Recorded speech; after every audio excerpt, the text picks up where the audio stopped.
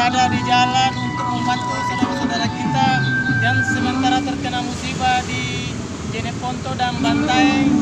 Mohon bantuan dan dukungannya kepada seluruh masyarakat di Sulawesi Selatan. Mari kita bersatu membantu mereka yang sedang dilanda bencana banjir.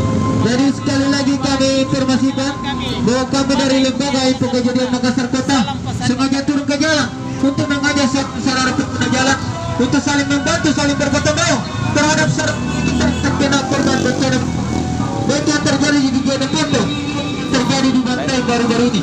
Mudah-mudahan apa yang saya berikan, apa yang saya lakukan dapat membantu meringankan penderitaan mereka. Amin, amin, ya rabbal alamin. Jadi sekali lagi kami informasikan bahwa kami dari Lembaga Info Kejadian Makassar Kota sengaja turun ke jalan untuk mengajak saudara-saudara pengguna jalan untuk saling membantu, saling bergotong royong terhadap saudara-saudara kita yang terkena korban bencana banjir. Mudah-mudahan apa yang saudara berikan, apa yang saudara sumbangkan dapat membantu meringankan penderitaan mereka. Amin, amin, ya rabbal alamin.